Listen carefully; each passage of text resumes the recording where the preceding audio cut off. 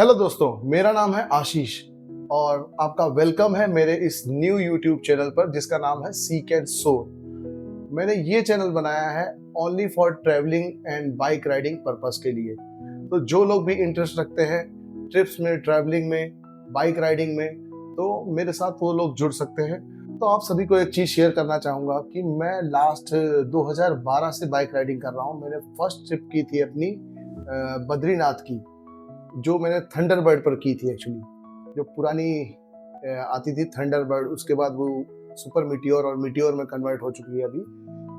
लेकिन मैंने वो फर्स्ट राइड 2012 में की थी, तो मुझे इस राइडिंग का काफ़ी एक्सपीरियंस भी हो चुका है। और उसके बाद भी मैंने कई सारी राइडिंग की, कई सारी ट्रिप्स की हिमालय पे, जैसे स्पीति वैली कर ली मैंने, फिर चारधाम यात्रा भी कर ली। और उसके बाद कई सारी ऐसी ट्रिप्स थी। मैं लगभग हर साल ये ट्रिप्स करता हूँ, लेकिन उनको क्या मैं प्रॉपरली डॉक्यूमेंटेड नहीं कर पाता हूँ। तो अब मैंने ये नया चैनल बनाया है इसी रीजन से कि इस चैनल पर सिर्फ बाइक राइडिंग और ट्रैवलिंग से रिलेटेड वीडियोस ही अपलोड होंगे और उनको प्रॉपरली एकदम जिस तरीके से डॉक्यूमेंट करना चाहिए उसको एक प्रॉपर वे में डॉक्यूमेंट करूंगा मैं, और आप सभी के साथ भी शेयर करूंगा। आप भी उन हिडन डेस्टिनेशन पर मेरे साथ जा सकते हैं जहां जहां भी मैं इन फ्यूचर जाने वाला हूं। तो 2017 में मैंने बाइक की थी एक क्लासिक 350 रॉयल एनफील्ड से, और उसे मैंने 6 साल चलाया। लेकिन वो मैं सिटी में ही चलाता रहा, मैं कहीं उससे लंबी ड्राइव पर नहीं जा पाया। बस एक बार मैं जबलपुर साइड गया था काफ़ी, तो बस एक वही ड्राइव थी उसमें, लॉन्ग ड्राइव। उसके अलावा कुछ मैं उसमें कर नहीं पाया। 6 साल तक मैंने उसे यूं ही इधर उधर चलाया, आसपास शहर में इधर उधर। और उसके बाद 2023 अगस्त में मैंने उसे सोल्ड आउट कर दिया बड़े ही भारी दिल से। बहुत ही अच्छी गाड़ी थी और बहुत ही बढ़िया उसने मेरा साथ दिया 6 सालों तक। तो अगर आप पैशनेट बाइक लवर हो तो आपको पता है कि बाइक सेल करते वक्त किस तरीके का पेन आपको होता है। तो वही पेन को मैंने भी फील किया, और उसके बाद उसी समय मैंने डिसीजन ले लिया था कि अब इससे भी बड़ी गाड़ी लेनी है। लेकिन कुछ कंडीशंस ऐसी थी कि 1-2 साल तक मैं बस सर्च आउट करता रहा। फिर 1 साल बाद 2024 में जैसे हिमालयन 450 लॉन्च हुई, तब मेरा बड़ा मन हुआ कि उसे मैं ले लूँ। लेकिन उस समय कुछ कंडीशंस ऐसी नहीं बन रही थी, तो मैं उसे ले नहीं पाया। मैं 3-4 बार शोरूम के विजिट भी करके आया हिमालयन देखने के लिए, और काफ़ी टाइम कई सारे वीडियोस भी देखते रहे उसके बारे में, लेकिन उसे मैं ले नहीं पाया 2 साल तक। तो फाइनली अभी मार्च महीने की एंड में 23 या 24 तारीख को मैंने हिमालयन 450 फाइनली ले ही ली। और उसके बाद मैंने ट्रिप करने का मेरा जो कीड़ा था वो अंदर जाग गया वापस से। और अब मुझे ऐसा था कि अब मैं डायरेक्ट अपनी गाड़ी से ही जाऊंगा जहां जाऊंगा। पहले मैं क्या करता था, यहाँ से पहले देहरादून या ऋषिकेश जाता था और वहां पर जाकर मैं बाइक रेंट पे लेता था, उसके बाद अपना घूमने निकल जाता था। लेकिन अब मेरा मन ऐसा नहीं है, क्योंकि वहाँ पे एक टाइम लिमिट हो जाती है। जैसे आप रेंट पे गाड़ी लेते हो तो पर डे का कुछ चार्जेस होते हैं, तो वो आपकी ट्रिप बड़ी कॉस्टली होती जाती है। इसलिए क्या है, अब मैं खुद अपनी बाइक यहाँ से लेकर जाऊंगा और मेरा जहां मन करेगा, वैसे मुझे बहुत सारी अच्छी अच्छी जगह पता है हिमालय पे, तो जहां मन करेगा उन हिडन प्लेसेस पे मैं जाऊंगा। और मुझे अकेली जगहों पर सोलो जाना बहुत अच्छा लगता है, जहां पर बहुत शांति होती है, जहां कोई नहीं जाता है। आमतौर पर लोग क्या है, टूरिस्ट डेस्टिनेशन पर ही जाते हैं, लेकिन मेरा ऐसा मानना है कि आप अगर ट्रैवल करने जा रहे हो तो आपको चाहिए शांति। अगर आप मनाली जाते हो, शिमला जाते हो, वहां पर क्राउड रहती है बहुत ज्यादा, तो बिल्कुल भी अच्छा नहीं लगता। वहाँ सीन बहुत अच्छे हैं, सीनरी बहुत अच्छी, ब्यूटीफुल वैली सब कुछ है, लेकिन इतनी ज्यादा क्राउड होती है कि बहुत ज्यादा चीजें अच्छी नहीं लगती। तो मैं ऐसी जगहों पर जाना पसंद करता हूँ जहाँ पर एकांत हो, शांति हो और कुछ नया नज़ारा या व्यू देखने को मिले हमें। ऐसी जगहों पर मैं जाना पसंद करता हूँ। तो अब बस मेरा आगे का प्लान यही है कि मेरी जो हिमालयन 450 है उसे लेकर मैं बस जल्दी से जल्दी कहीं ना कहीं ट्रिप पर निकलूँ।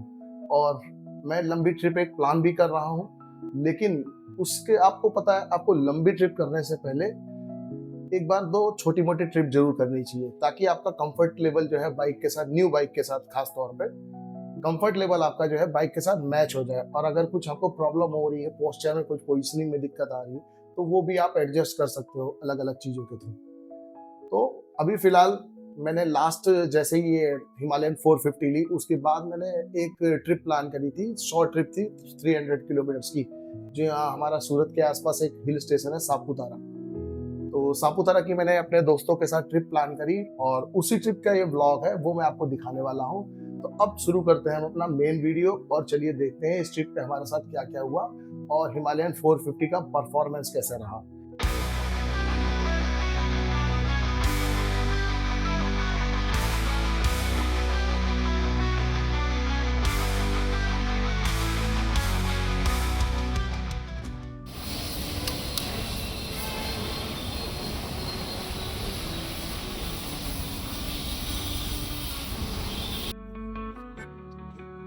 तो दोस्तों हिमालयन 450 लिए हो चुके हैं मुझे 10 दिन के जैसा, और बहुत दिन से मेरे अंदर चुल मच रही थी कि कब मैं इसे हाईवे पर लेकर जाऊंगा। तो आज फाइनली हम इसे हाईवे पर लेकर आ गए हैं और छोटी सी 150-200 किलोमीटर की राइड मारने वाले हैं। एक हिल स्टेशन है हमारे यहाँ सापुतारा, तो वहाँ तक हम लोग इसकी राइड करने वाले हैं। तो इसकी परफॉर्मेंस कैसी रहती है देखते हैं हाईवे पर। और ये हमारे आशीष भाई आ चुके हैं हॉर्नेट के साथ। तो आज हमने स्टार्ट कर दी है हिमालयन 450 की फर्स्ट राइड, और हमारे साथ है एक हॉर्नेट भी आशीष भाई की, और साथ में है ये मिश्रा जी। इनका वादा था गाड़ी लेने वाले थे, हम लोग 3 लोग आने वाले थे 3 गाड़ियों से, ये लाए नहीं, इनके पापा नहीं माने। तो आशीष भाई अपनी हॉर्नेट ले आए और अभी हम लोग एक छोटी सी राइड करने वाले हैं 150 किलोमीटर की सापुतारा तक की। और ये हिमालयन 450 की फर्स्ट थोड़ी सी लॉन्ग ट्रिप है, लॉन्ग नहीं शॉर्ट ही है, 150-300 किलोमीटर, लेकिन फर्स्ट टाइम हाईवे पे इसको निकाला है। आप देखते हैं इसकी क्या परफॉर्मेंस रहती है। अब हम लोग पहुंच चुके हैं राष्ट्रीय उद्यान वांसदा में, और यहाँ रुके थे एक शॉर्ट ब्रेक के लिए, थोड़ा यहाँ पर गन्ने का रस पीने के लिए ठंडा ठंडा। और ये खड़ी है गाड़ियाँ,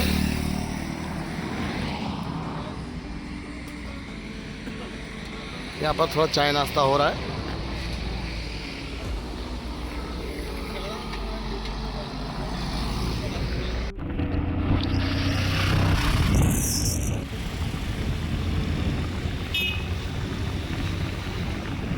तो बस फिर क्या था, गन्ने का रस पीने के बाद हम लोग निकल पड़े अपनी आगे की जर्नी पर, जहां हमें देखने को मिल रहे थे ये खूबसूरत रास्ते और ये कुछ सूखे हुए पेड़। अब ये पेड़ इसलिए सूख चुके हैं क्योंकि अभी अप्रैल का महीना चल रहा है और इस वक्त गर्मियां थोड़ी सी स्टार्ट हो चुकी हैं, और फिलहाल जो टेम्परेचर है वो है 40 डिग्री सेल्सियस।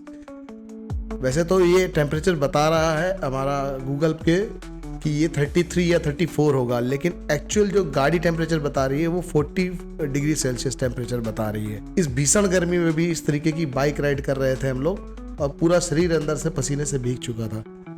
लेकिन कोई नहीं, अब ट्रिप करनी है तो करनी है, वही वाली बात है। तो हम लोग इस तरीके से इन रास्तों से, आड़े टेढ़े रास्तों से होते हुए पहुंच रहे थे बस अपनी डेस्टिनेशन की ओर। वैसे तो इस हिल स्टेशन पर मैं कई बार आ चुका हूँ, लेकिन ये नई वाली गाड़ी पर फर्स्ट टाइम मैं जा रहा हूँ, तो ये एक नया ही एक्सपीरियंस है इस गाड़ी पर सापुतारा जाने का। और सापुतारा हमारे सूरत से सिर्फ 150 किलोमीटर जैसा है, तो 150 किलोमीटर आना और 150 किलोमीटर जाना, मतलब 330 और 300 समथिंग किलोमीटर की ये राइड है, जिसको करने में बड़ा ही मज़ा आ रहा है। बस थोड़ी सी गर्मी ज़्यादा है, और आपको पता ही है बाइक राइडिंग में सबसे ज़्यादा दिक्कत एक आपको हीट ही देती है, क्योंकि और हमारे देश में क्या है, सबसे ज़्यादा हीट बहुत लंबे टाइम तक रहती है, 8 महीने तक हीटिंग रहती है रोड्स पे। तो इस वजह से राइडिंग की एक ये प्रॉब्लम है, लेकिन अब जिसके अंदर वो पैशन है बाइक राइडिंग का, वो करता है जैसे हम कर रहे हैं। तो कुल मिलाकर इसी तरीके से चलते चलते हम लोग 2-3 घंटे के अंदर सापुतारा पहुंच ही गए। अभी 2 बज चुके हैं और फिलहाल हम लोग इस वक्त पहुंच गए हैं सापुतारा में, और इस वक्त गर्मी है बहुत भयंकर। मेरा भी चेहरा लाल हो गया है, और बाकी सबके हाल भी मैं दिखाता हूँ क्या हो रहा है। आशीष भाई का भी एक टोन डार्क हो चुका है और मिश्रा की हालत देखिए सर पे चद्दर डाल के घूम रहा है भाई। बस भी आ चुका है, देखिए ये GSRTC का बस है। चला जाना। हाँ तो बस में चला जाना। मिश्रा बहुत थक चुका है, इसलिए उसको लग रहा है बस में जाना पड़ेगा। तो ये सापुतारा का मेन सर्कल है, यहाँ पर फाउंटेन चालू है, और यहाँ थोड़ा सा एटमॉस्फेयर अभी काफी गर्म है। वैसे तो यहाँ टेम्परेचर बता रहा 33 डिग्री, लेकिन 33 डिग्री नहीं लग रहा है, तो 40 डिग्री जैसा लग रहा है। और वो हमारी गाड़ियाँ खड़ी वहाँ पर।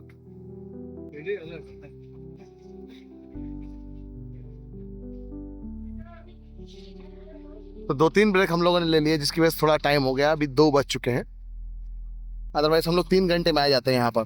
अभी 4.5 घंटे लग गए, क्योंकि 1.5 घंटे हमने ब्रेक ले लिया था यहाँ।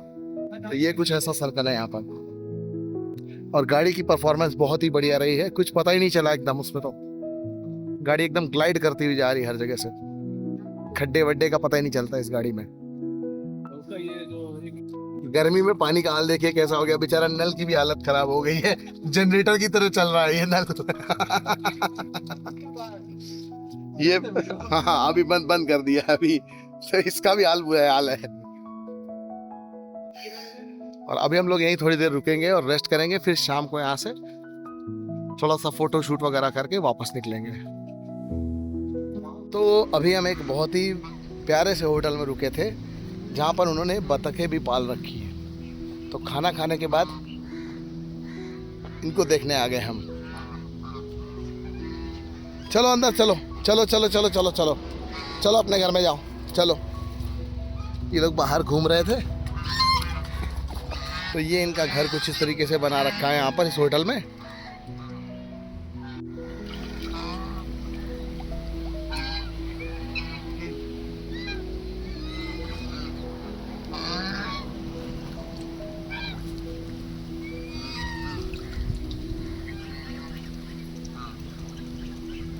और अभी मिश्रा धीरे से बतख पकड़ने जा रहा है। देखो पकड़ पाता है कि नहीं पकड़ पाता है। चल पकड़, मिश्रा गोद में उठा ले ये ब्राउन वाली को। जल्दी जा, जम मार जम मार। अरे भाग गए, डरा मत यार। तू डरा दिया। मैं दौड़ा नहीं, भगाते हैं। सबको अलग अलग कर दो, सबको अलग अलग कर दो। दौड़ा दौड़ा दौड़ा। तो खाने के बाद यहाँ पर रेस्ट चल रहा है। और लास्ट में आइसक्रीम आ चुकी है, बटर स्कॉच। तो आइसक्रीम खाने के बाद अब बारी थी ऑफ रोडिंग की, तो हम बस निकल पड़े ऑफ रोडिंग करने।